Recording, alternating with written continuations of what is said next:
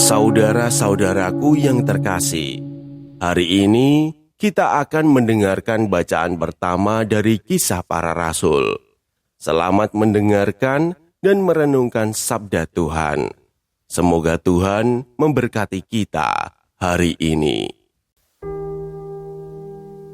Bacaan dari Kisah Para Rasul.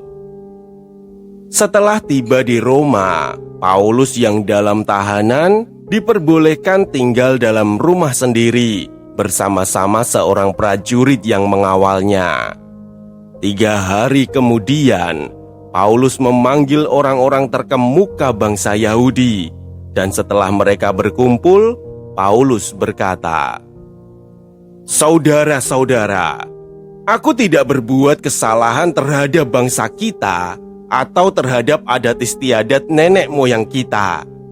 Meskipun demikian, aku ditangkap di Yerusalem dan diserahkan kepada orang-orang Roma.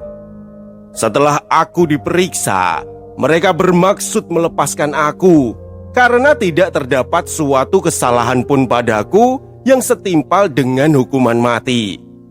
Akan tetapi orang-orang Yahudi menentangnya, dan karena itu terpaksalah aku naik banding kepada Kaisar, tetapi bukan dengan maksud untuk mengadukan bangsaku.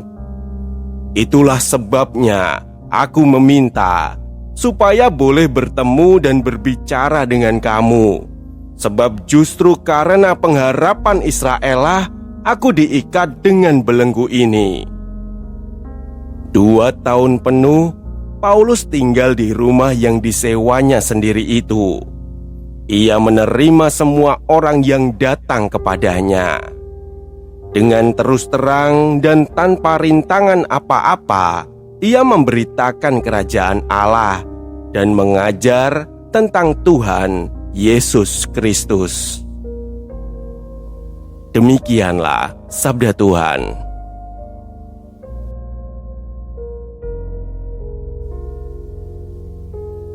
Saudara-saudaraku yang terkasih, dalam bagian ini Paulus akhirnya tiba di Roma sebagai seorang tahanan. Ia tidak datang sebagai orang yang menang secara duniawi. Ia datang dengan rantai setelah perjalanan panjang, penolakan, dan banyak penderitaan yang ia alami. Namun yang menarik, keadaan itu tidak menghentikan Paulus. Kitab suci mengatakan bahwa ia tetap menerima banyak orang yang datang kepadanya dan terus memberitakan kerajaan Allah dengan berani. Peristiwa ini sangat dekat dengan hidup kita, karena manusia sering berpikir bahwa hidup baru bisa berarti ketika semua keadaan sudah baik-baik saja. Kita merasa baru bisa tenang kalau masalah selesai, baru bisa bersyukur kalau hidup berjalan sesuai harapan, baru bisa menjalani hidup dengan penuh semangat kalau keadaan sudah mendukung. Padahal kenyataannya, hidup tidak selalu berjalan ideal seperti yang kita inginkan. Ada beban yang harus tetap dipikul, ada keadaan yang tidak langsung berubah, ada kenyataan hidup yang kadang tidak sesuai dengan apa yang kita bayangkan. Namun Paulus menunjukkan sesuatu yang berbeda. Walaupun hidupnya tidak bebas secara keadaan, hatinya tidak berhenti hidup. Ia tidak membiarkan rantai yang ada di tangannya ikut merantai harapan dan imannya. Dan mungkin inilah yang seringkali perlu kita pelajari, bahwa tidak semua hal dalam hidup harus sempurna terlebih dahulu agar kita tetap bisa menjalani hidup dengan penuh arti. Karena ada orang yang tetap mampu mengasihi meskipun hidupnya sedang lelah. Ada orang yang tetap menjadi penguat bagi sesamanya meskipun diam-diam sedang memikul beban. Dan ada orang-orang yang tetap memilih berharap meskipun hidupnya belum sepenuhnya baik-baik saja. Mungkin hari ini juga ada hati yang merasa hidupnya seperti tertahan. Ada rencana yang belum terwujud. Ada keadaan yang terasa membatasi langkah. Ada beban yang membuat hidup terasa sempit dan melelahkan. Namun melalui hidup Paulus, Tuhan mengingatkan kita, keadaan mungkin bisa membatasi banyak hal di luar diri kita, tetapi jangan sampai hati kita ikut kehilangan harapan.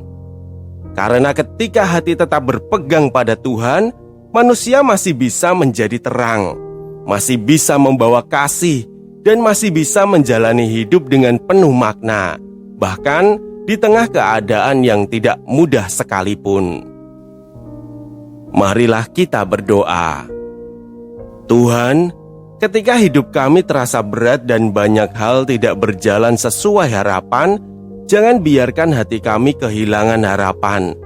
Ajarilah kami untuk tetap percaya kepadamu, bahkan di tengah keadaan yang belum berubah. Dan seperti Paulus, berilah kami hati yang tetap hidup, tetap berharap, dan tetap membawa kebaikan bagi sesama kami. Amin.